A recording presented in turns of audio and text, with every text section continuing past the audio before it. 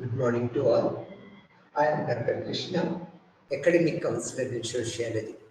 ఈరోజు మనము బిఎస్ఓసి 132 బుక్ నుంచి సోషియాలజీ ఆఫ్ ఇండియా దీంట్లో యూనిట్ నెంబర్ 6లో లెసన్ చెప్పుకుంటున్నాము. ఇది ఫ్యామిలీ, మ్యారేజ్ అండ్ కిన్షిప్, అంటే మనకు తెలుగులో కుటుంబము, వివాహము మరియు బంధుత్వము. ఈ తర్వాత వీటి గురించి మనం ఈరోజు డిస్కస్ చేసుకుంటూ ఉంటాము. కుటుంబము, వివాహము, బంధుత్వము ఇది విశ్వసనీయమైన ప్రక్రియ. ప్రపంచవ్యాప్తంగా అన్ని దేశాలలో, అన్ని మతాలలో మనము ఈ ప్రక్రియ పద్ధతిని చూస్తూ ఉంటాం. ఈ వివాహం అనేది, కుటుంబం అనేది, ఈ బంధుత్వం అనేది నిరంతరాయంగా ఎటువంటి ఇబ్బందులు లేకుండా చిన్న చిన్న మార్పులు జరుగుతూ ఉంటాయి, కొనసాగుతూ ఉంటుంది. ఇది మనం ప్రపంచవ్యాప్తంగా చూస్తూ ఉంటాము. అందుకని దీన్ని మనము విశ్వవ్యాప్తమైనది అని చెప్తూ ఉంటాం అన్నమాట. ఆ తర్వాత ఈ భాగంలో కుటుంబము నిర్వచనము, కుటుంబంలో రకాలు, విధులు, భారతదేశంలో కుటుంబ స్వభావము, భారతదేశ కుటుంబము పరివర్తన, మార్పులు కూడా జరుగుతూ ఉంటాయి అన్నమాట. బంధుత్వము, రూపాలు, విధులు, బంధుత్వములోని పదాలు, వాటి వినియోగము మొదలైన విషయాలని చర్చిస్తూ ఉంటాం అన్నమాట. ఈ కుటుంబము గురించి మొట్టమొదట మనం చెప్పుకుంటే, మానవ జాతి పరంగా కుటుంబం అనగా పుట్టుక చేత రక్త సంబంధము, వివాహము ద్వారా ఏర్పడిన బాంధవ్యాలు లేదా కలిసి నివసించడంలో పంచుకున్న వినిమయము ద్వారా అనుబంధము పొందిన ప్రజల సమూహంగా మనం చెప్పుకుంటూ ఉంటాం. ఇక్కడ కుటుంబము ప్రాచ్యాత్త భావన అనేది అస్పృష్టమైనది అన్నమాట. గందరగోళానికి దారి తీసేట్టుగా మనం చెప్పుకుంటాం. ఎందుకంటే వారు కుటుంబము, సంసారము అనే పదాన్ని భిన్న సందర్భాల్లో భిన్నంగా వినియోగిస్తూ ఉంటారు. ఎవరు విదేశంలో ఉన్న పరిశోధకులు కానీ, ఈ యొక్క సోషియాలజిస్టులు కానీ, మనకి ఆంథ్రోపాలజిస్టులు కానీ ఈ కొన్ని నిర్వచనాలు నిర్వచించినప్పుడు అనేక రకాల విభిన్నమైన భావాలను వ్యక్తపరచడం వల్ల కొద్దిగా గందరగోళంగా అనిపిస్తూ ఉంటుంది అన్నమాట. కుటుంబం నిర్వచనానికి మనం వచ్చినప్పుడు, కుటుంబము ఒకరికొకరు రక్త బంధము, లైంగికముగా జతకట్టడము లేదా న్యాయపరమైన బంధాల ద్వారా సంబంధాలు కలిగి ఉన్న ప్రజల చేత ఏర్పరచబడిన గృహ సంబంధ ఆత్మీయ సమూహంగా మనం చెప్పుకుంటాం. ఇది ఒక కుటుంబానికి ఒక చక్కని నిర్వచనంగా చెప్పుకోవచ్చు. మళ్ళీ ఇంకొకసారి చెప్పుకుందామా? కుటుంబము ఒకరికొకరు రక్త సంబంధము, లైంగికంగా జతకట్టడము లేదా న్యాయపరమైన బంధాల ద్వారా సంబంధాలు కలిగి ఉన్న ప్రజల చేత ఏర్పడిన గృహ సంబంధ ఆత్మీయ సమూహాన్ని మనం కుటుంబము అని చెప్తూ ఉంటాం అన్నమాట. ఈ నిర్వచనము అందరికీ వర్తిస్తుంది. అన్ని సమాజాల్లో కూడా ఇది ప్రముఖంగా పేర్కొంటూ ఉంటాం అన్నమాట. అది ఏ సమాజంలోనైనా కనిపించే ముఖ్యమైన అతి చిన్న ప్రాథమిక సామాజిక భావనగా మనం చెప్తూ ఉంటాం అన్నమాట. ఒక సమాజంలో కనిపించే అతి సరళమైన, అతి ముఖ్యమైన సమూహము కుటుంబంగా చెప్పుకుంటూ ఉంటాం. ఇది ఒక తండ్రి, తల్లి, ఒకరు లేదా ఇద్దరు పిల్లల చేత ఏర్పడిన సామాజిక సమూహంగా మనము ఏర్పరచుకుంటూ ఉంటాం అన్నమాట. వీళ్ళలోనికి ప్రవేశిస్తూ ఉంటాడు. ఒక వ్యక్తి జీవితం పైన అతని జననం నుంచి మరణం వరకు కుటుంబ ప్రభావం మనము నిరంతరము చూస్తూనే ఉంటాం అన్నమాట. కావున ఇది దీర్ఘకాలము మనగలిగిన ఒక సమూహంగా కుటుంబాన్ని మనం చెప్పుకుంటూ ఉంటాం అన్నమాట. ఒక సమాజంలో దీర్ఘకాలము మనగలిగిన సామాజిక బాంధవ్యాలు కుటుంబము కారణభూతమవుతూ ఉంటుంది. వేరు సామాజికవేత్తలు కుటుంబాన్ని అనేక రకాల భిన్న అభిప్రాయాలని వెలిగించారు. అవి ఏంటో మనం ఇప్పుడు తెలుసుకుందాం. మైక్ ఐవర్ ఒక సామాజిక శాస్త్రవేత్త ప్రకారం కుటుంబం అనగా తగినంత సంక్షిప్తంగా సంతానాలకు జన్మనిచ్చి వారిని పెంచటానికి లైంగిక సంబంధాలను కొనసాగించే ఒక సమూహముగా మెక్ ఐబర్ తన అభిప్రాయాన్ని తెలియపరిచారు. ఇక్కడ రాబర్ట్ బిఎల్ ప్రకారము కుటుంబము నిస్సందేహముగా ఏ సమూహములో అయినా ప్రధానమైనది. ఆ తర్వాత మానవ అనుభూతి కుటుంబం ఎల్లప్పుడూ మనతోనే అనే భావన కలుగజేస్తుంది అనమాట. లేదా మరీ ఖచ్చితంగా చెప్పాలంటే మనము దానిలో అంటే కుటుంబంతో పాటే కలిసిపోయి ఉంటాం అనేది ఇతని యొక్క భావన. ఇది యొక్క రాబర్ట్ యొక్క అభిప్రాయంగా మనం చెప్పుకోవచ్చు. ఇక్కడ ఎంఎఫ్ నిఫ్కామ్ అనే సామాజిక శాస్త్రవేత్త పిల్లలు ఉన్నా లేకపోయినా ఎక్కువ లేదా తక్కువ కాలము మనకి భార్యాభర్తల కూటమి లేదా పిల్లలతో పాటు ఉన్న కేవలము ఒక పురుషుడు లేదా ఒక స్త్రీని కుటుంబముగా మనం పరిగణిస్తామనేది ఇక్కడ ఎంఎఫ్ నిఫ్కామ్ అనే సామాజిక శాస్త్రవేత్త కుటుంబము పైన తన అభిప్రాయాన్ని వెలిపించారు. తర్వాత ఇక్కడ లాక్ అనే సామాజిక శాస్త్రవేత్త వివాహ బంధము రక్తము లేదా పెంపకము ద్వారా ఏకం కాబడిన వ్యక్తుల సమూహము కుటుంబము అని చెప్పారు. ఇందులో సభ్యులు వారి వారి సామాజిక పాత్రలు భార్య భర్త తల్లి తండ్రి కుమారుడు కూతురు పోషించడానికి పరస్పరము సంప్రదించుకుంటూ సంభాషించుకుంటూ ఒక సాధారణ సంస్కృతిని కుటుంబంలో ఏర్పరిచారనేది లాక్ అనే సామాజిక శాస్త్రవేత్త తన అభిప్రాయం నిర్మించారు. ఇక్కడ కింగ్స్ ప్లే డేవిస్ ప్రకారము రక్త సంబంధము ద్వారా కలిగిన సంబంధాలచే ఏర్పడిన వ్యక్తుల సమూహ కుటుంబము ఈ వ్యక్తులందరూ ఒకరినొకరు సంబంధికులు అంటే రక్త సంబంధికులుగా మనం చెప్పుకుంటాం. ఇలా కుటుంబాన్ని అనేక మంది సామాజిక శాస్త్రవేత్తలు అనేక రకాలుగా నిర్వచించారు. ఇవన్నీ కూడా మనం ఇప్పుడు తెలుసుకున్నాం. తర్వాత కుటుంబంలో రకాలు మానవ జాతి శాస్త్రము చరిత్ర న్యాయశాస్త్రము సామాజిక గణాంకాల నుంచి లభ్యమవుతున్న సమాచారం ద్వారా మానవ కుటుంబము ఒక వ్యవస్థ. రక్త సంబంధికులనే సహజ సంబంధాల ద్వారా ఏర్పడిన జీవ సంబంధ వాస్తవం మాత్రమే కాదు. వివిధ పరిస్థితుల్లో అనేక రకాలైన కుటుంబాలు మనకు కనిపిస్తూ ఉంటాయన్నమాట సమాజంలో. వాటి ప్రత్యేకమైన విధులు అర్థాలు ఇతర సామాజిక సంస్థలలో దానికి సంబంధాలపై ఆధారపడి నడుచుకుంటూ ఉంటాయన్నమాట. రక్త సంబంధము అనే భావన నిజానికి రక్తముతో ఏర్పడిన సంబంధాలను సూచించేదిగా మనం చెప్పుకుంటూ ఉంటాం. అయినప్పటికీ సాంస్కృతిక మానవవేత్తల వాదన ప్రకారము రక్తం అనే భావనను ఒక సంజ్ఞగా అర్థం చేసుకోవాలని చెప్పారు. చాలా సమాజాలు కుటుంబాన్ని జన్యుపరమైన అవగాహనతో కాకుండా ఇతర భావాల ఆధారంగా అర్థం చేసుకుంటూ ఉంటారు అన్నమాట. ఇక్కడ సామాజిక శాస్త్రవేత్తలు అంతస్తుగా విడిపోయిన సమాజాలలో కుటుంబం రూపాలు చారిత్రక స్థితులపై ప్రత్యేకమైన శ్రద్ధ కల్పించారనేది మనము గ్రహించవలసిన విషయం. సామాజిక చారిత్రక మానవ ధర్మశాస్త్ర పరిశోధనలో ఎక్కువ భాగము కాలానుగుణ్యంగా కుటుంబంలో కలిగిన పరివర్తన మార్పులను అర్థం చేసుకోవడానికి మనము నిరంతరము ప్రయత్నిస్తూ ఉంటాం అన్నమాట. కాలాలు మారుతూ ఉంటాయి.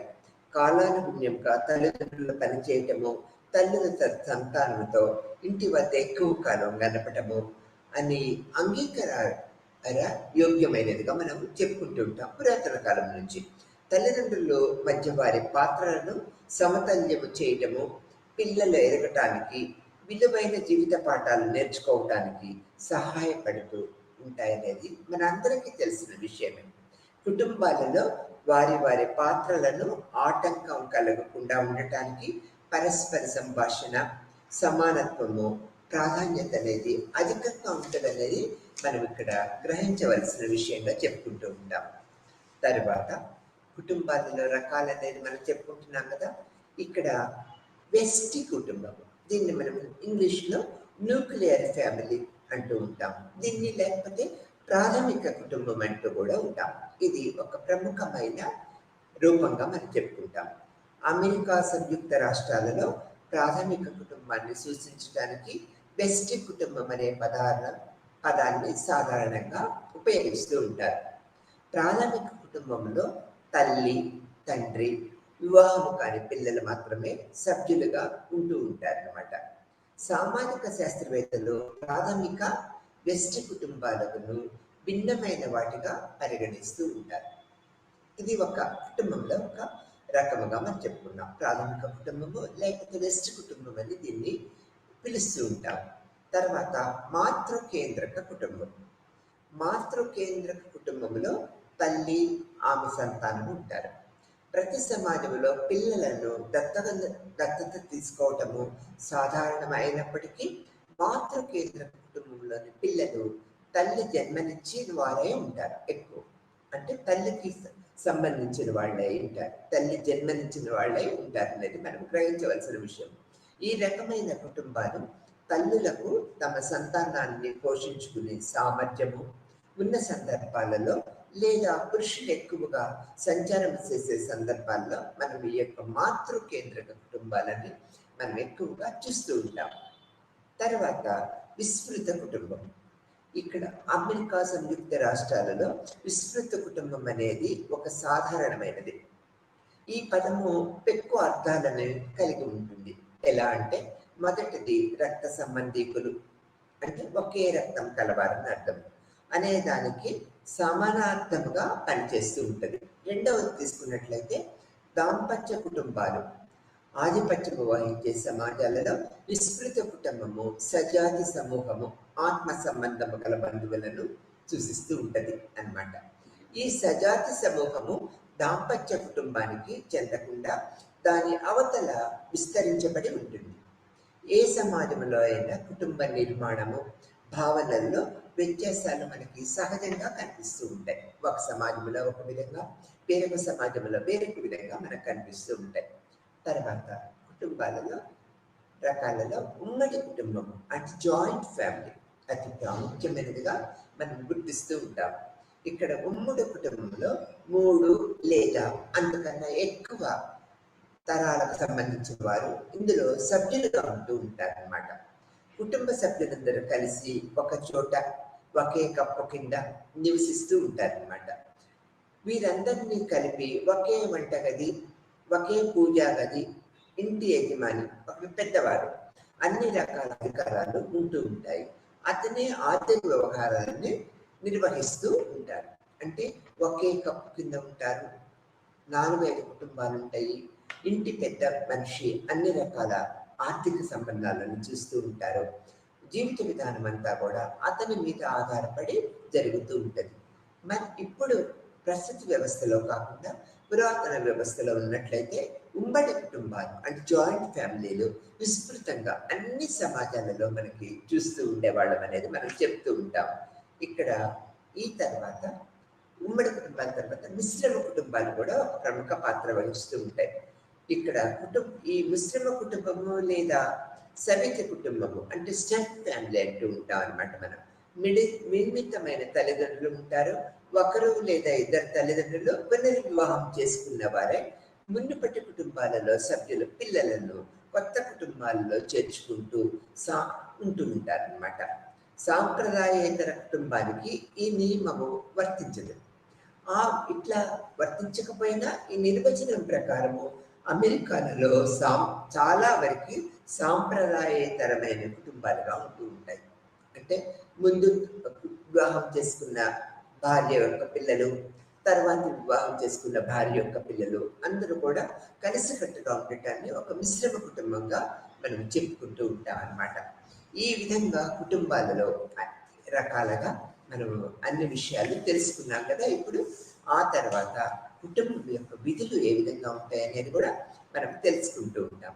కుటుంబంలోని సభ్యులు వారి వారి కర్తవ్యాలను బాధ్యతలను అంగీకరించిన మేరకు నిర్వర్తిస్తూ ఒకరిపై ఒకరు గౌరవ మర్యాదలను కలిగి ఉంటూ ఒకరి అవసరాలను మరొకరు తీర్చగలిగేలాగా ప్రవర్తించగల కుటుంబాన్ని ప్రయోగాత్మక కుటుంబము అంటే ఫంక్షనల్ ఫ్యామిలీ అంటూ ఉంటాం ఇంగ్లీష్లో. ఒక కుటుంబము 6 ముఖ్యమైన విధులను కలిగి ఉంటుంది. అవి ఏంటో ఇప్పుడు తెలుసుకుందాం. కుటుంబ విధులు ప్రముఖమైనవిగా మనం చెప్పుకోవచ్చు. ఇందుట్లో సాంఘికీకరణ, ఈ యొక్క సాంఘికీకరణ ప్రక్రియ ద్వారా పిల్లలు ఒక మంచి వ్యక్తిగా తీర్చిదిద్దబడతారు సమాజంలో.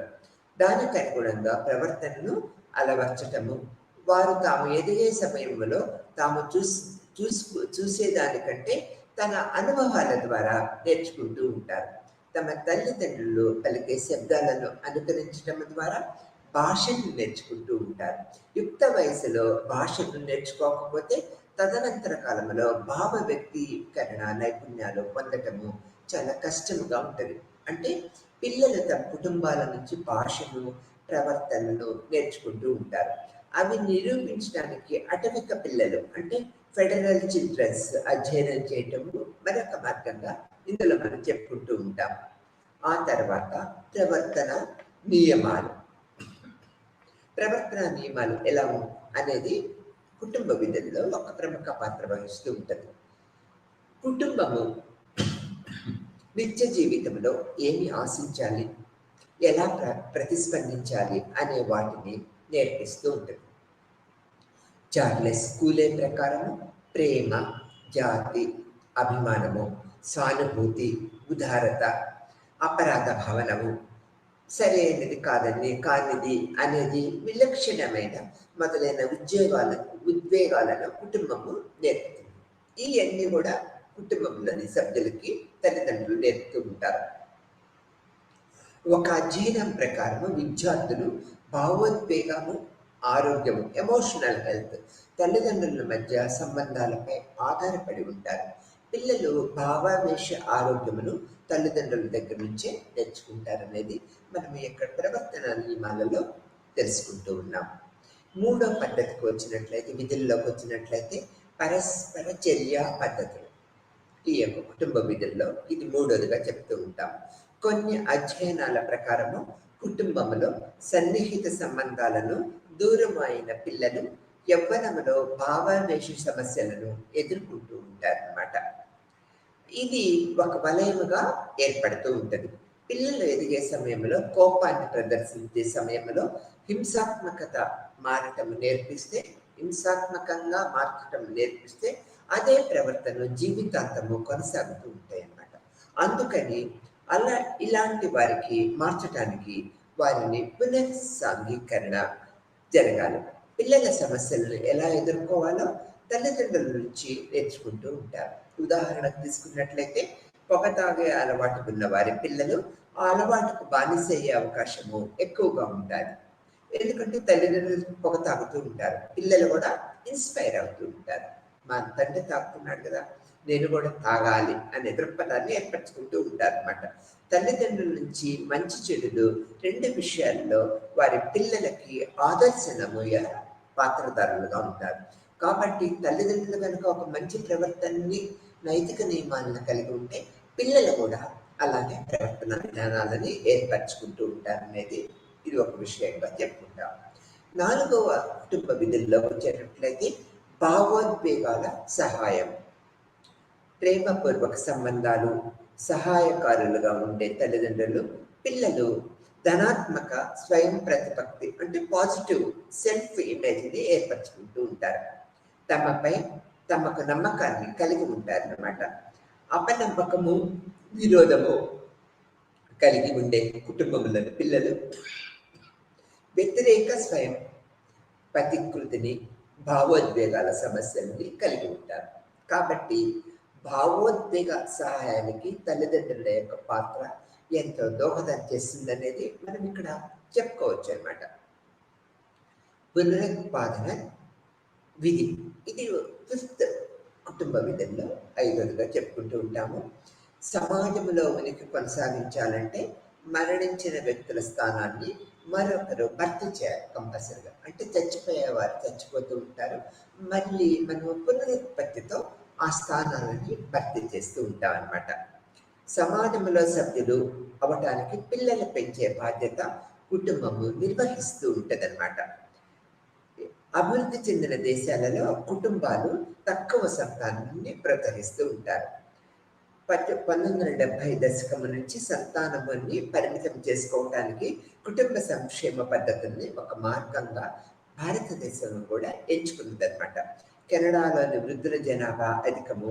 దీని అర్థము అక్కడ యువకుల కంటే వృద్ధులు అధికంగా ఉన్నారనేది మనము తెలుసుకుంటూ ఉంటాం అన్నమాట. తర్వాత వృద్ధుల జనాభా ఎక్కువగా అక్కడ ఉండటం వల్ల అనేక రకాల అంటే ఉత్పాదన సమస్యలు ఏర్పడుతూ ఉంటాయన్నమాట. ఇతర దేశాల నుంచి రప్పించుకోవాల్సిన అవసరం ఏర్పడుతుంది. జనాభా వృద్ధులు ఎక్కువ ఉంటారు, యువకులు తక్కువ ఉంటూ ఉంటారు. ఉత్పత్తి చేయాలి కదా, ప్రొడక్టివిటీ జరగాలంటే ఇతర దేశాల నుంచి మనకి వలసలని ప్రోత్సహిస్తూ ఉంటాం అన్నమాట. అంతేకాక వృద్ధులు భాగము అధికమైనందున ఆరోగ్య సంరక్షణకు ఎక్కువ డిమాండ్ ఏర్పడుతూ ఉంటుంది. జీవన ప్రమాణాలు కొనసాగించడానికి పౌరులు ఎక్కువ పన్నును చెల్లించవలసి ఉంటుంది. కాబట్టి కుటుంబ సంక్షేమ పథకాల వల్ల తక్కువ జనాభా ఉంటే పెంచుకోవటం, ఎక్కువ జనాభా ఉంటే తగ్గించుకోవటం చేయటంలో కుటుంబము ప్రముఖ పాత్ర వహిస్తుంది అనేది మనం తెలుసుకోవాల్సిన విషయం. తర్వాత ఆఖరి విధికి వచ్చేటప్పటికి ఆర్థిక విధి అని చెప్తూ ఉంటాం. ఆహారము, నివాసము, బట్ట లాంటి అవసరాలని పిల్లల్ని అందించడానికి కుటుంబము ఒక ఆధారం. గతంలో పిల్లలు వ్యవసాయ క్షేత్రాల్లో పనిచేసి కుటుంబ పోషణలో భాగస్వాములుగా ఉండవలసిన అవసరము ఉండేది. ఈనాటి పిల్లలు తమ విద్య పూర్తయ్యే వరకు కుటుంబంపై ఆధారపడుతూ ఉంటారు. కాబట్టి కుటుంబంలోని పెద్దలు, తల్లిదండ్రులు, ఇతర సభ్యులందరూ కూడా పిల్లల యొక్క ఆర్థిక అవసరాలు తీరుస్తూ ఉంటారు. అంటే పాత రోజుల్లో పార్టిసిపేషన్ ఉంటుంది వర్క్లో, ఇప్పుడు అట్లా లేదు కదా. పిల్లలందరినీ చదివించుకుంటూ ఉన్నాం తల్లిదండ్రులు. కాబట్టి వాళ్ళ కాళ్ళ మీద వాళ్ళు నిలబడేంతటి వరకు మనం పిల్లలకి ఆర్థిక సహాయం చేయాలి. ఇది కుటుంబంలో ఒక ఆర్థిక విధిగా మనం చెప్పుకుంటూ ఉంటాం. ఇప్పుడు మనము విధులు చెప్పుకున్నాం, కుటుంబ లక్షణాలు కూడా మనము చెప్పుకోవాలి.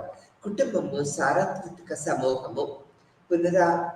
పురాతనమైన లేదా ఆధునికమైన ప్రతి సమాజంలోని ఏదో ఒక రూపంలో మనకు కనిపిస్తూ ఉంటుంది కుటుంబం అనేది. కుటుంబము వివాహంపై ఆధారపడి ఏర్పడుతూ ఉంటుంది. భిన్న లింగాలకు చెందిన ఇరువురు యువతి యువకులు వివాహం ద్వారా కుటుంబాన్ని ఏర్పరచుకుంటూ ఉంటారు. ప్రతి కుటుంబము వ్యక్తికి ఒక పేరును అందిస్తూ ఉంటుంది. కావున నామావళి ఇది ఒకటి ఆధారం. ఇంటి పేరు ఉంటుంది అన్నమాట ప్రతి కుటుంబానికి. ప్రతి వ్యక్తి జీవితంలో కూడా కుటుంబము అది అతి ముఖ్యమైనది అన్నమాట. కుటుంబము వంశానుక్రమము లేదా వంశానుపర్యం ద్వారా గుర్తించబడే ఒక సమూహంగా మనం చెప్తూ ఉంటాము.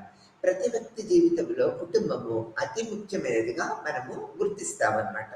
ఒక వ్యక్తి ప్రాథమిక సాంఘీకరణలో కుటుంబం మూలం అతి ముఖ్యమైనదిగా మనము మొదటి నుంచి చెప్పుకుంటూ ఉంటాం. సాంఘీకరణ ప్రక్రియలో కుటుంబము ప్రముఖ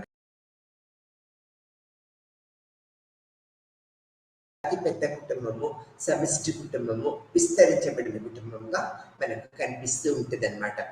కుటుంబానికి ఒక ముఖ్యమైన సమూహము, అన్ని సంస్థలు, సంఘాలు, సమూహాలకి ఇది కేంద్రీకృతమైనదిగా మనం చెప్తూ ఉంటాం.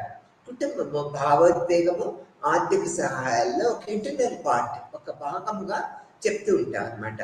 కుటుంబంలోని ప్రతి సభ్యుడు విధులను, బాధ్యతల్ని ఇతరులతో పంచుకుంటూ ఉంటాడు కంపల్సరిగా. ప్రతి కుటుంబము భర్త, భార్య, తండ్రి, పిల్లలు, అన్నలు, తమ్ముళ్ళు అనబడే వివిధ సాంఘిక పాత్రలలో ఏర్పడబడి ఒక కుటుంబం ఉంటుంది. ఇవన్నీ కూడా కుటుంబ లక్షణాలుగా మనం చెప్పుకుంటూ ఉంటాం అన్నమాట. ఇవి ఇప్పుడు మనం కుటుంబము లక్షణాలు, కుటుంబంలో రకాలు అన్నీ కూడా మనం తెలుసుకున్నాం కదా ఈ విధమైన పద్ధతుల్లో. ఇప్పుడు భారతదేశంలో కుటుంబ వ్యవస్థలో ప్రస్తుత పరిస్థితుల్లో అనేక రకాల మార్పులు జరుగుతూ ఉన్నాయనేది కూడా మనకు తెలిసిన విషయమే. భారతదేశంలో ప్రజలు తమ సంస్కృతికి సంబంధించిన అంశాలు కుటుంబ ఆధారంగా ఏర్పరచుకుంటూ ఉంటారు. దేశంలో అధిక భాగం ప్రాంతాల్లో సమాజము ప్రధాన భాగాలు తండ్రి వంశానుగత కుటుంబానికి బంధుత్వ పక్షాలకు చెందినది అయి ఉంటూ ఉంటుంది. ఈ నిరాటంకంగా కొనసాగుతున్న రోజు రోజుకు పెరుగుతున్న పట్టణీకరణ, ఈ పాశ్చాత్యీకరణ ప్రభావం ఉన్నప్పటికీ సాంప్రదాయ సమిష్టి కుటుంబము ఆదర్శాత్మకంగా, ఆచరణాత్మకంగా అధిక భాగము భారతీయులకి ప్రధానమైన బలంగా మనం చెప్పుకుంటూ ఉంటాము. సమిష్టి కుటుంబము పురాతన భారతీయ వ్యవస్థ. దాంట్లో కానీ 20వ శతాబ్దం చివరిలో అది కొన్ని మార్పులను పొందుతూ ఉంటుంది. పట్టణీకరణ, ఈ యొక్క పాశ్చాత్యీకరణ, గ్లోబలైజేషన్, ఈ ప్రక్రియల వల్ల కుటుంబ వ్యవస్థల్లో అనేక మార్పులు వచ్చినాయి. జాయింట్ ఫ్యామిలీ అనేది తగ్గిపోయింది. అందరూ కూడా వ్యక్తి కుటుంబాన్ని ఇష్టపడుతూ ఉన్నారు. నేను, భార్య, భర్త, వాళ్ళ పిల్లలు అనేది మనం కుటుంబ వ్యవస్థలో చూస్తూ ఉన్నాము. ఈ విధంగా కుటుంబ వ్యవస్థలో అనేక మార్పులు జరుగుతూ ఉన్నాయి అనేది మనము ప్రపంచవ్యాప్తంగా అన్ని దేశాల్లో కూడా చూస్తూ ఉంటాం అన్నమాట. ఇది కుటుంబం యొక్క పద్ధతి, రకాలు, లక్షణాలు, విధులను మనం చెప్పుకున్నాం. ఇప్పుడు మనము వివాహము గురించి చెప్పుకుంటూ ఉంటాం. ఆ తర్వాత వివాహము అనేది సామాజిక నిబంధనలలో ఒకటి అన్నమాట. ఇది మానవ సమాజం ద్వారా సాంస్కృతిక పరంగా సృష్టము చేయబడిన, సామాజికంగా ఆమోదించబడిన రీతిలో లైంగిక జీవితాన్ని నియంత్రించడానికి ఏర్పరచబడి ఉంటుంది. వివాహము ఒక స్త్రీని, పురుషుడిని భార్యాభర్తలుగా సహజీవనం సాగించడానికి అనుమతిస్తుందన్నమాట. వివాహము ఒక జైవిక ప్రక్రియే కాదు, సామాజిక ప్రక్రియ కూడా. ఇది ఒక స్త్రీ, పురుషుడు కొన్ని హక్కులు, బాధ్యతలతో కలిసి నివసించడానికి సామాజిక అనుమతి ఇస్తుంది. దీన్ని మనం వివాహముగా చెప్తూ ఉంటాం. అనేక రకం సామాజిక శాస్త్రవేత్తలు అనేక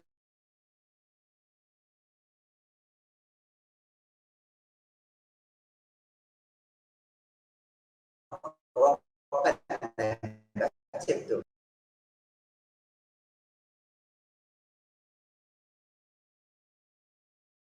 సాంప్రదాయక మార్గంగా చెప్తూ ఉంటాం అన్నమాట. తర్వాత వివాహము ఒక స్త్రీ, ఒక పురుషుడు సమాజంలో నిలబడటానికి, సంతాన్ని పొందటానికి ఇబ్బంది పడకుండా సామాజికంగా అనుమతించబడిన నిలకడైన ఒక సంబంధంగా మనం చెప్తూ ఉంటాం.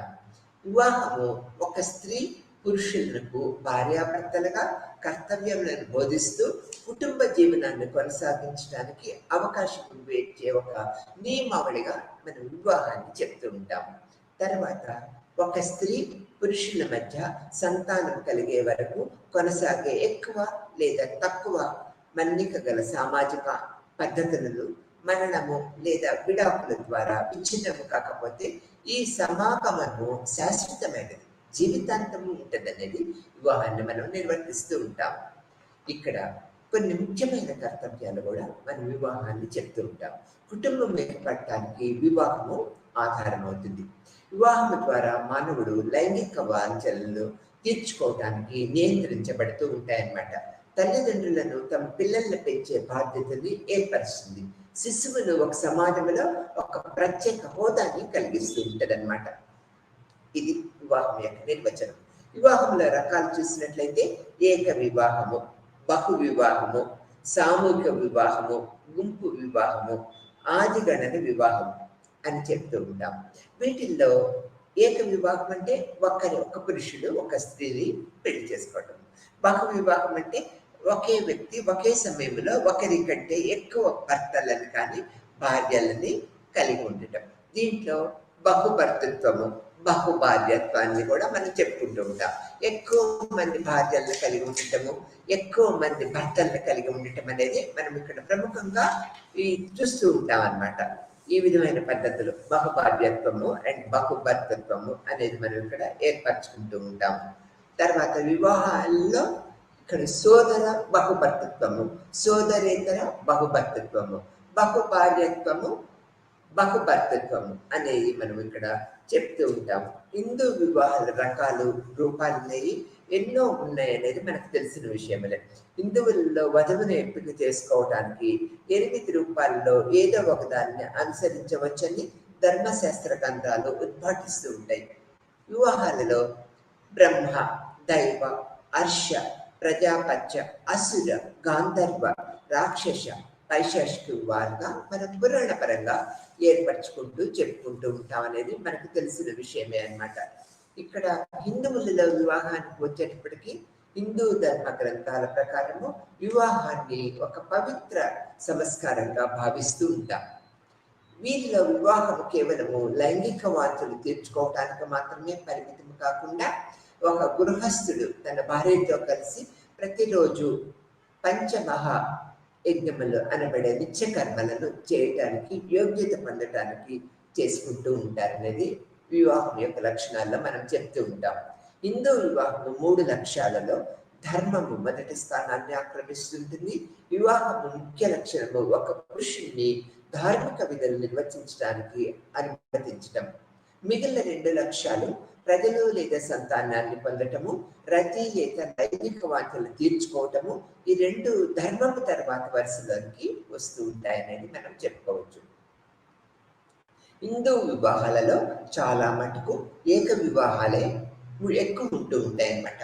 భార్యాభర్తలుగా ఒకసారి వివాహమైన వారు ఇద్దరిలో ఒకరు ఈ లోకము విడిచిపెట్టేంత వరకు భార్యాభర్తలుగానే కలిసి ఉంటూ ఉంటారన్నమాట.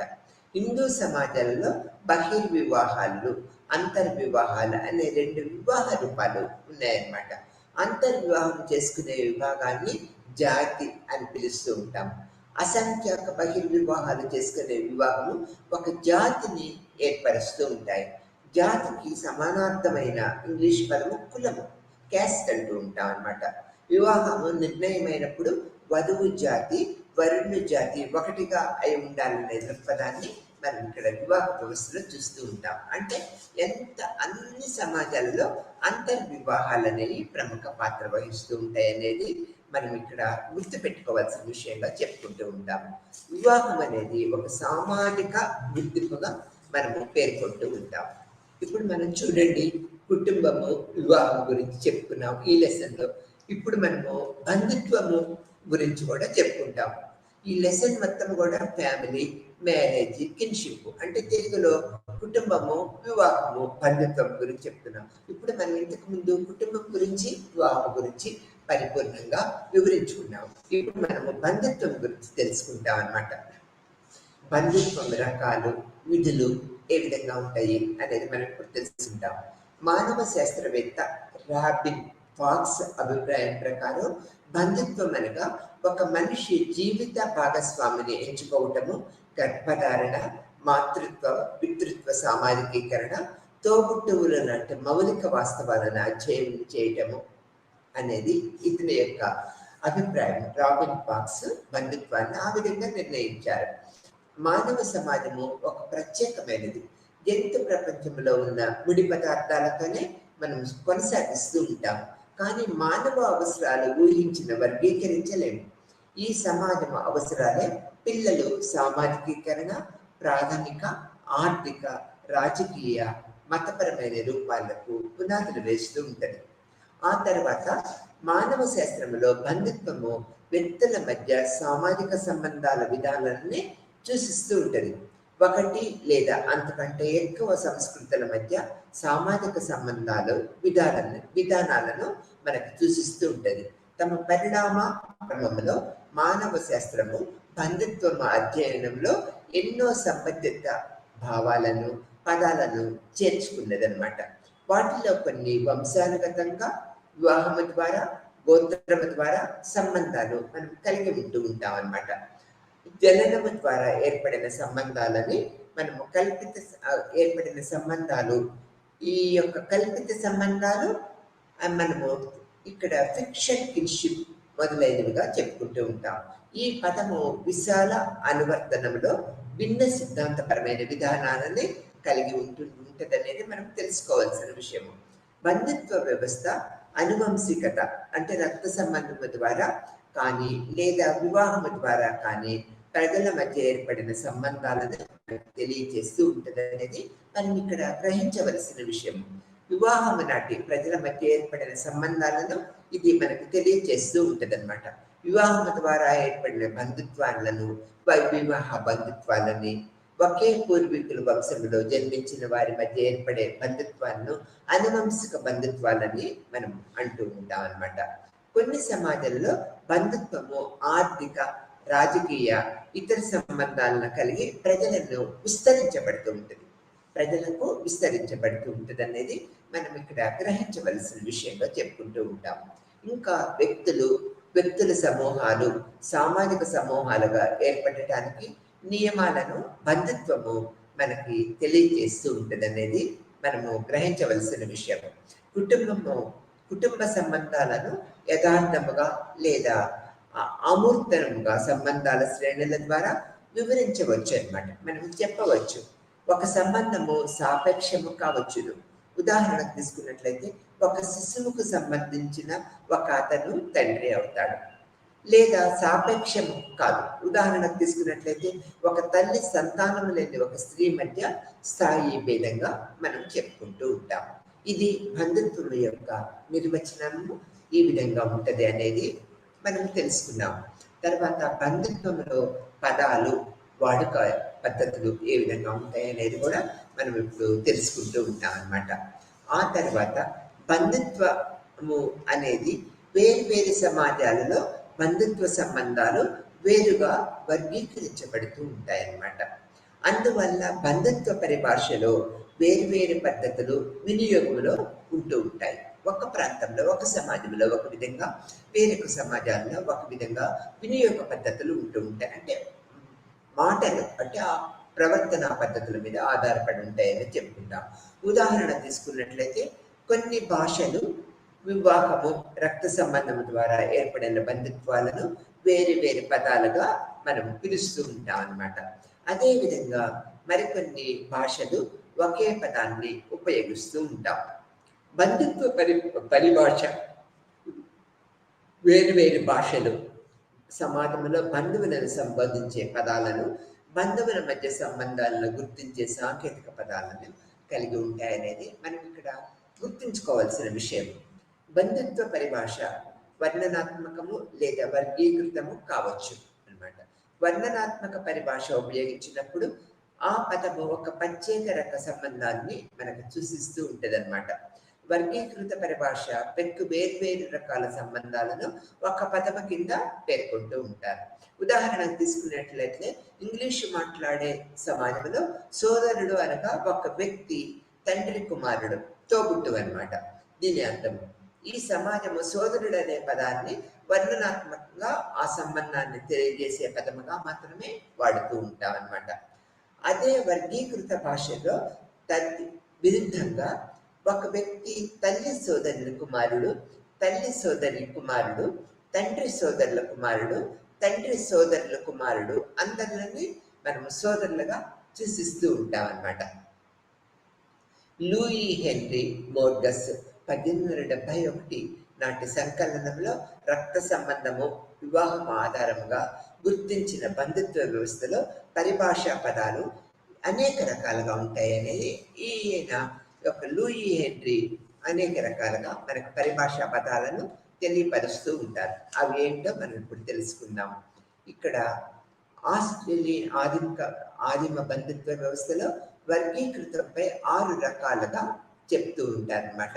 ఈ యొక్క వర్గీకృత బంధుత్వ పదాలు భాషా సంబంధ నియమాలను పునఃశోధించడానికి ముందు మర్గాడ్ అనే ఒక సామాజిక శాస్త్రవేత్త అనేక రకాల పద్ధతుల్లో గుర్తించాడు.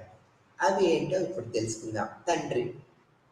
తల్లిదండ్రులలో పురుష వ్యక్తిని మనము తండ్రి అంటూ ఉంటాం. తండ్రి అంటే ఏంటి? తల్లిదండ్రులలో పురుష వ్యక్తి, తల్లి తండ్రి ఇద్దరు ఉంటారు కదా కుటుంబంలో. తండ్రిని పురుష వ్యక్తిగా మనము గుర్తిస్తూ ఉంటాం. తల్లిదండ్రులు స్త్రీని మనము ఒక స్త్రీగా గుర్తిస్తూ ఉంటాం. తల్లిని స్త్రీగా గుర్తిస్తూ ఉంటాం. కుమారుడు తల్లిదండ్రుల మగ సంతానం, కుమార్తె తల్లిదండ్రుల స్త్రీ సంతానము, సోదరుడు ఒకే తల్లిదండ్రుల మగ సంతానం, తల్లిదండ్రుల యొక్క మగ సంతానాన్ని సోదరుడు అంటారు. సోదరి ఒకే తల్లిదండ్రుల స్త్రీ సంతానం. తాత తండ్రి లేక తల్లి యొక్క తండ్రిని మనము తాత అంటూ ఉంటాం. నాయనమ్మ అమ్మమ్మ తల్లి లేక తండ్రి యొక్క తల్లిని మనము నాయనమ్మ లేకపోతే అమ్మమ్మ అంటూ ఉంటాం. కజిన్ ఎక్కువ వాడుతూ ఉంటాం మనం. ఇద్దరు వ్యక్తులు ఒకే తాత నాయనమ్మ అమ్మమ్మలని కలిగి ఉంటారు. కజిన్ అంటే ఇద్దరు వ్యక్తులు ఒకే తాత నాయనమ్మ అమ్మమ్మలని కలిగి ఉంటారు. ఇవి ఒక బంధుత్వ పదాల్లో ప్రముఖమైనవిగా మనము చెప్పుకుంటూ ఉంటాం. తల్లి, భర్త, ఇతర వ్యక్తులకు కూడా జైవికంగా తండ్రి కావచ్చు. కొన్ని కుటుంబాల్లో ఒక స్త్రీ ఒక పురుషుని ద్వారా కాకుండా సంతానం కలిగి ఉండవచ్చు అన్నమాట. లేదా ఒక పురుషుడు ఒకరికంటే ఎక్కువ మంది స్త్రీలతో సంతానము పొంది ఉండవచ్చు. ఈ పద్ధతిలో ఒక శిశువు ఇంకొక శిశువుతో తల్లిదండ్రులతో కేవలము ఒకరినే సామాన్యంగా కలిగి ఉండే అర్ధ సోదరుడు, అంటే మనం ఆఫ్ బ్రదర్ అంటూ ఉంటాం, అర్ధ సోదరి, ఆఫ్ సిస్టర్ అని పిలుస్తూ ఉంటాం. జైవికము లేదా పెంపుడు తల్లిదండ్రులిద్దరిని సామాన్యంగా కలిగి ఉండని పిల్లలను సూచించడానికి ఇంగ్లీష్లో మాట్లాడే ప్రజలు సవతి సోదరుడు అంటే స్టెప్ బ్రదర్, సవతి సోదరి స్టెప్ సిస్టర్ అని పిలుస్తూ ఉంటాం. అంటే వాడుక భాష ఆ విధంగా ఉంటుంది అనేది మనం తెలుసుకుంటూ ఉంటాం. ఈ కొత్త సంబంధాలు ఒక శిశువు జైవిక తండ్రి లేదా తల్లి, ఇంకొక శిశువు జైవిక తల్లి లేదా తండ్రి వివాహం ఆడినప్పుడు ఏర్పడుతూ ఉంటాయన్నమాట. ఒక వ్యక్తి ఒక శిశువు తల్లిని వివాహం ఆడితే ఆ వ్యక్తి ఆ శిశువుకి సవతి తండ్రిగా మనం చెప్తూ ఉంటాం. ఇదే నియమము సవతి తల్లి స్టెప్ మదర్కి కూడా వర్తిస్తూ ఉంటుంది. ఒక కుటుంబంలోని పుట్టిన పిల్లలను వర్తించే పదాలే దత్తత తీసుకున్న పిల్లల విషయంలో కూడా ఈ పదాలే కంటిన్యూ అవుతాయి అనేది మనము గ్రహించవలసిన విషయంగా చెప్పుకుంటూ ఉంటాం అన్నమాట. దాంపత్య కుటుంబాలను కలిగి ఉన్న సమాజాలు కూడా కొన్ని స్థానిక నివాసాలకి ప్రాధాన్యత ఇస్తూ ఉంటాయి. ఈ వెస్టి కుటుంబాలలోని వ్యక్తి తన వివాహము తర్వాత కొత్త వెస్టి కుటుంబాన్ని సంతానము కొరకు ఏర్పాటు చేసుకుంటూ ఉంటాడు. పాశ్చాత్య సమాజాలలో ఒకే తండ్రి లేదా తల్లి కలిగి ఉన్న కుటుంబాలు ఆమోదము పొందటానికి పెరుగుతూ వస్తూ ఉన్నది ప్రస్తుత వ్యవస్థలో. ఈ పరిణామము సంస్కృతిపై ప్రభావం చూపటము ప్రారంభిస్తూ ఉంటదన్నమాట. ఒకే తండ్రి లేదా తల్లి కుటుంబాలలో ఒకే తండ్రి గల కుటుంబాల కంటే ఒకే తల్లి గల కుటుంబాల సంఖ్య ఎక్కువగా ఉన్నాయన్నమాట.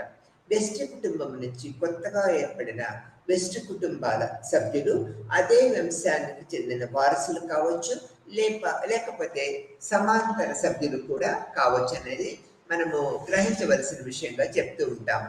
ఇక్కడ బంధుత్వ వాడుక రకాలు విధులు మనం తెలుసుకున్నాం కదా. బంధుత్వ పదాలు అనేది కూడా మనము తెలుసుకున్నాం అనమాట. ఇప్పుడు ఇక్కడ ఈ పదాలలో ఈ యొక్క తాత, తండ్రి లేక తల్లి యొక్క తండ్రిగా చెప్పుకుంటాం. అమ్మమ్మ, నాయనమ్మ, తల్లి యొక్క తల్లి లేక తండ్రి యొక్క తల్లి అని చెప్పుకుంటాము. ఇక్కడ మనముడు, మనమరాలు. ఇక్కడ మనముడు కుమారుడు, కుమార్తె యొక్క కుమారుడు. అంటే మనముడు అంటే ఎవరు? కుమారుడు లేక కుమార్తె యొక్క కుమారుడుగా మనం మనమరాలు. కుమారుడు కుమార్తె యొక్క కూతురుగా మనం చెప్పుకుంటూ ఉంటాం. కుమారుడు కూతుర్ని కానీ కుమార్తె కూతుర్ని కానీ మనం మనమరాలని చెప్పుకుంటాం. సమానాంతర బంధువుల్లో వర్గీకృత పదాలు వాడుకలో ఎక్కువగా ఉన్నాయన్నమాట. ఈ పదాలు వెస్ట్ కుటుంబాల్లోని ఉపయోగించబడవు. ఎలా అంటే అంకుల్ అంటూ ఉంటాం, మనం ఎక్కువ యూజ్ చేస్తూ ఉంటాం. తండ్రి సోదరుడు లేదా తల్లి సోదరుడు లేదా తండ్రి సోదరి భర్త లేదా తల్లి సోదరి భర్తని మనం అంకుల్ అని పిలుస్తూ ఉంటాం. ఆంటీ, తండ్రి సోదరి లేదా తల్లి సోదరి, తండ్రి సోదరుడి భార్య లేదా తల్లి సోదరుని భార్యని మనము ఆంటీ అని పిలుస్తూ ఉంటాం. అంటే ఈ యొక్క బంధుత్వ పదాలు ఒక సమయానుకూలంగా కొన్ని రిలేషన్స్కి మనకి చూపిస్తూ ఉంటాయి అనేది మనం అర్థం చేసుకోవాల్సిన విషయంగా చెప్తూ ఉంటాం. నెఫ్యూ, సోదరుని కుమారుడు లేదా సోదరి కుమారుడు లేదా భర్త సోదరి కుమారుడు లేదా భర్త సోదరి కుమారుడు, భార్య సోదరి కుమారుడు లేదా భార్య సోదరి కుమారుడు, వీళ్ళని మనము నెఫ్యూ అంటూ ఉంటాం. తర్వాత నీస్ అంటే మనం తెలుగులో మేనకోడలు అంటూ ఉంటాం. సోదరి కూతురు, భర్త సోదరుడి కూతురు, భర్త సోదరి కూతురు, భార్య సోదరి కూతురు, ఇంకొక విధంగా భార్య సోదరి కూతురు, వీళ్ళని మనము నీస్ అంటూ ఉంటాం. ఈ యొక్క అంకుల్, ఆంటీ నెఫ్యూ, నీస్ అనేవి ఒక ప్రముఖ పాత్ర వహిస్తూ ఉంటాయి. మనం ఇప్పుడున్న ప్రస్తుత సమాజంలో వీటిని ఎక్కువగా వాడుతూ ఉంటాం. అంటే ఆ రిలేషన్షిప్ ఎలా ఉంటుంది అనేది ఈ బంధుత్వ పద్ధతుల్లో మనకు తెలుస్తూ ఉంటుంది. కొత్త తరాలు ప్రవేశిస్తే అనగా సమాంతర బంధువులు, వంశపారంపర్య బంధువుల తరానికి చెందిన వారైతే ముత్త, ముని అనే వాటిని పూర్వపదాలుగా చేర్చి పలుకుతారు. మా ముత్తాత, ముని మనవడు అనే పదాలను చేరుస్తూ ఉంటాం. ఇంకా తరాలు పెరిగే కొద్దీ పై పదాలను చేర్చుతూ పిలుస్తూ ఉంటాం. ఒక వ్యక్తి సమాంతర బంధువులు ఆ వ్యక్తి పూర్వ వెస్టి కుటుంబంలో ఏనాడు సభ్యులు అయి ఉండరు అనేది మనం ఇక్కడ గ్రహించవలసిన విషయం అన్నమాట. ఇక్కడ ఇంకొక పదాన్ని మనం తీసుకున్నట్లయితే కజిన్ అంటూ ఉంటాం. ఇది పూర్తిగా వర్గీకృతమైన పదంగా చెప్తూ ఉంటాం. అంకుల్, ఆంటీల యొక్క సంతానాన్ని కజిన్స్ అని పిలుస్తూ ఉంటాం. సమాంతర తరాల శ్రేణుల ఆధారంగా కజిన్స్ అనే పదాన్ని తదుపరి వర్గీకరించవచ్చు అన్నమాట. ఒకే తరానికి చెందిన ఇద్దరు వ్యక్తులు ఒకే తాత, అమ్మమ్మ, నాయనమ్మను కలిగి ఉండే మొదటి కజిన్స్ మొదటి శ్రేణి సమాంతర కింద పరిగణిస్తూ ఉంటాం అన్నమాట. ఒకవేళ ఒకే ముత్తాత, ముత్త అమ్మమ్మ, ముత్త నాయనమ్మను కలిగి ఉంటే అది రెండవ కజిన్స్ అంటే రెండవ శ్రేణి సమాంతరతగా పరిగణించబడుతూ ఉంటాం. ఈ విధంగా శ్రేణులు పరంపరగా ఏర్పడుతూ ఉంటాయి. అంటే ఆ యొక్క సందర్భాల మీద ఆధారపడి ఏర్పడుతూ ఉంటాయి అనే దృక్పథాన్ని మనం ఇక్కడ ఏర్పరచుకుంటూ ఉంటాం. పాత తరం కజిన్స్ అంకుల్, ఆంటీలతో పాటు వర్గీకరించబడుతూ ఉంటాయి అన్నమాట. అదేవిధంగా తల్లి లేదా తండ్రి, దగ్గరి ఆప్త స్నేహితులను, ఆప్త మిత్రులను సోదరుడు లేదా సోదరి అనే కల్పిత బంధుత్వం వినియోగిస్తూ పిలుస్తూ ఉంటాం. అంటే ప్రస్తుత వ్యవస్థలో ఇంగ్లీష్ మాట్లాడే ప్రజలు వివాహం ద్వారా ఏర్పడే సంబంధాలను ఒకే భర్త, భార్య మినహాయించి ఇల్లాస్ అనే పదబంధాన్ని చేర్చి పిలుస్తూ ఉంటారు. ఇట్లా ఈ భార్య తల్లి, తండ్రి, భర్తకు మదర్ ఇల్లా, ఫాదర్ ఇల్లా అని పిలుస్తూ ఉంటారు అన్నమాట. అలాగే కుమారుని భార్య, తల్లి, తండ్రికి ఈ యొక్క డాటర్ ఇల్లా అని పిలుస్తూ ఉంటాం. అదొక ప్రక్రియ పద్ధతిగా మనం చెప్తూ ఉంటాం పిలుపుల్లో అన్నమాట. కుమార్తె భర్త సన్ ఇల్లా అని పిలుస్తూ ఉంటాం. సిస్టర్ ఇల్లా అనేది కూడా మూడు వేర్వేరు సంబంధాన్ని తెలుస్తూ ఉంటుంది. డాటర్ ఇల్లా, సన్ ఇల్లా, సిస్టర్ ఇల్లా అనేది మూడు వర్గాలుగా విభజించబడుతూ ఉంటుంది అనేది మనం ఇక్కడ తెలుసుకోవాల్సిన విషయం అన్నమాట. ఇక్కడ సోదరుని భార్య, భార్య సోదరి, భార్య భర్తల్లో ఒక సోదరుని భార్యను బ్రదర్ ఇల్లా అని పిలుస్తూ ఉంటాం అనే పదము కూడా ఇలాంటి వైరుధ్యాలని కనపరుస్తూ ఉంటుంది.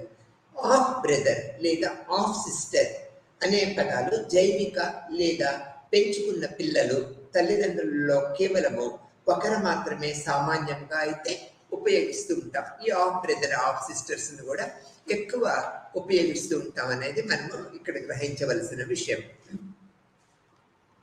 ఈ విధంగా మనము వివాహము, బంధుత్వము, మళ్ళీ బంధుత్వము, కుటుంబాలను నిర్వహించుకుంటూ అనేక రకాల డెఫినేషన్స్, అర్థాలని మనము తెలియపరచుకున్నాము. రక్త సంబంధము అంటే టోటల్గా వచ్చినట్లయితే ఈ యొక్క సారాంశం అంటే లెసన్ యొక్క సారాంశం ఈ విధంగా ఉన్నట్లయితే రక్త సంబంధము వివాహము లేదా కలిసి నివసించడం వలన గుర్తింపు పొందిన ప్రజల సమూహాన్ని కుటుంబము అంటూ ఉంటాం. అది మన అందరికీ అర్థం చేసుకున్న విషయము. పిల్లల సామాజికీకరణలో కుటుంబము ఒక ప్రధాన వ్యవస్థగా ఏర్పడుతూ ఉంటుంది. కుటుంబము లక్ష్యము పిల్లలకు జన్మనివ్వటము, వారికి సంస్కృతి నేర్పటము, వారిని సామాజికీకరణ చేయటం అనేది ప్రముఖ లక్షణంగా కుటుంబ పరంగా మనం అదొక బాధ్యతగా, అదొక పద్ధతిగా మనం చెప్పుకుంటూ ఉంటాం. వివిధ రకాల పరిస్థితుల్లో వివిధ రకాలైన కుటుంబాలు ఏర్పడుతూ ఉంటాయి. వాటి ప్రత్యేక విధులు, అర్థాలు ఇతర సామాజిక సంస్థల్లో వాటి సంబంధాలపై ఆధారపడుతూ ఉంటాయి. నిర్వాహక కుటుంబంలో కుటుంబ సభ్యులు వారి వారి పాత్రలను, బాధ్యతలను నెరవేరుస్తూ ఒకరితో ఒకరు మర్యాద, ప్రేమతో వ్యవహరిస్తూ పరస్పర అవసరాలు తీర్చుకొనగలవారే ఉంటూ ఉంటారన్నమాట. నిరంతరము పెరుగుతున్న పట్టణీకరణ, సామ్యవాదీకరణ, పాశ్చాత్యీకరణ ప్రభావంలో ఉన్నప్పటికీ సమిష్టి కుటుంబం ఆధ్వర్యంలో ఆచరణలో భారతీయుల జీవితంలో ఒక ముఖ్యమైన శక్తిగా మసలుతూ ఉన్నదనేది మనము గ్రహించవలసిన విషయం. భారతీయ కుటుంబాలలో గత కొద్ది కాలంగా ఏర్పడుతున్న సంక్షోభాలు, వివాహ జీవితంలో కలతలు, వైఫల్యాలు, తల్లిదండ్రులు పిల్లల మధ్య కలహాలు, వివిధ రకాలైన కుటుంబ హింసలు, బంధుత్వ వ్యవస్థ, ఒకటి లేదా ఎక్కువ మానవ సంస్కృతుల్లో సామాజిక సంబంధాలని మనకి ఇది సూచిస్తూ ఉంటుంది అనమాట. ఈ విధమైన పద్ధతుల్లో మనము కుటుంబము, వివాహము, బంధుత్వం యొక్క సారాంశ ప్రక్రియ పద్ధతిని తెలుసుకుంటూ ఉంటాం అన్నమాట. పిల్లల సామాజికీకరణలో కుటుంబము ఒక ప్రధాన వ్యవస్థగా పాత్ర పోషిస్తూ ఉంటుంది. ఈ సామాజికీకరణ అనేది ఈ కుటుంబం ద్వారానే జరుగుతూ ఉంటుంది. పిల్లల యొక్క సత్ప్రవర్తన, నడవడి, సాంస్కృతిక పద్ధతులన్నీ కూడా ఈ కుటుంబంలో తల్లిదండ్రులు ఎక్కువ ప్రాముఖ్యతను తీసుకొని సమాజంలో ఒక ప్రత్యేకమైన గుర్తింపు పొందిన ఒక వ్యక్తిగా ఈ పిల్లల్ని తీర్చిదిద్దడానికి నిరంతరం ఈ యొక్క కుటుంబం సభ్యులు ప్రవర్తిస్తూ ఉంటారు. ఎవరు? తల్లిదండ్రులు, లేకపోతే నాయనమ్మ, తాతయ్య, కుటుంబంలో ఉన్న పెద్దలందరూ కూడా నిరంతరము పిల్లల్ని ఈ కుటుంబ సభ్యులు అందరూ కలిసి ఒక సాంఘికీకరణ ప్రక్రియలో, సామాజికీకరణ ప్రక్రియలో వీళ్ళు మౌల్డ్ అవడానికి నిరంతరము దోహదం చేస్తూ ఉంటారు. ఈ విధంగా కుటుంబము అనేది ప్రముఖ పాత్ర వహిస్తూ ఉంటది. ఇది ఒక ప్రధాన భాగంగా కూడా మనం చెప్పుకుంటూ ఉంటాము. కుటుంబం ముఖ్యమైన విధి జైవికంగా సామాజిక వ్యక్తులను పునరుత్పత్తి చేయటము. అందువల్ల కుటుంబము సమాజంలో ఒక ముఖ్యమైన వ్యవస్థగా పరిగణించబడుతూ ఉంటుంది అన్నమాట. కుటుంబాల రకాలు కూడా మనం తెలియపరచుకున్నాము. వెస్ట్ కుటుంబం అని, మాతృకేంద్రిక కుటుంబం అని, విస్తృత కుటుంబం అని, మిశ్రమ కుటుంబం అని చెప్పుకున్నాం. అంటే this is what of the revision of this lesson అన్నమాట. కుటుంబము, వివాహము, బంధుత్వంలో రివిజన్ చేసుకుంటూ ఉన్నాము. కుటుంబం నిర్వాహ కుటుంబంలో కుటుంబ సభ్యులు వారి పాత్రలను, బాధ్యతలను నెరవేరుస్తూ ఒకరితో ఒకరు మర్యాద, ప్రేమతో వ్యవహరిస్తూ పరస్పర అవసరాలను నిరంతరము తీర్చుకుంటూ ఉంటారు. ఈ కుటుంబంలో ఉండటం వల్ల ఏంటి? మన అవసరాలన్నీ కూడా తీరుతూ ఉంటాయి. ఎవరు? తల్లిదండ్రులు కానీ, కుటుంబ సభ్యులు కానీ తీరుస్తూ ఉంటారు. పిల్లవాడికి కావాల్సిన అన్ని విషయాలు వాడు పరిగణలోకి తీసుకుంటారు. ఎప్పుడు నిరంతరము ఒక బాధ్యత వహిస్తూ ఉంటారు. ఏం కావాలి, ఈ పిల్లవాడికి ఏం కావాలనేది నిరంతరము అన్ని విషయాలు కూడా పరిగణలోకి తీసుకొని ఒక ప్రముఖ పాత్ర వహిస్తూ ఉంటారు అనేది మనం చెప్పుకుంటూ ఉంటాం. తర్వాత ఈ యొక్క వివాహానికి వచ్చేటప్పటికి మనం కుటుంబం గురించి చెప్తున్నాం కదా. ఇప్పుడు వివాహంకి వచ్చే బహుభార్యత్వం అనేది మనము కొన్ని సమాజాల్లో ఇస్తూ ఉంటాం. కానీ హిందూ సమాజంలో ఎల్లప్పుడూ ఒక భర్త, ఒకే భార్య ఉంటూ ఉంటారు. సహజంగా ఈ బహుభార్యత్వం అనేది అరుదుగా జరుగుతూ ఉంటుంది. ఇక్కడ ఈ బహుభార్యత్వం అంటే ఒకే వ్యక్తి ఎక్కువ మంది భార్యలను కలిగి ఉండటము, ఒకే వ్యక్తి ఎక్కువ మంది భర్తలను కలిగి ఉండటం. ఇది ఎక్కువగా ఒక సామాజిక పద్ధతుల మీద ఆధారపడి ఉంటుంది. ఎక్కువ ఒక సాంప్రదాయ కుటుంబాల్లో ఈ పద్ధతులు అనేవి జరగవన్నమాట.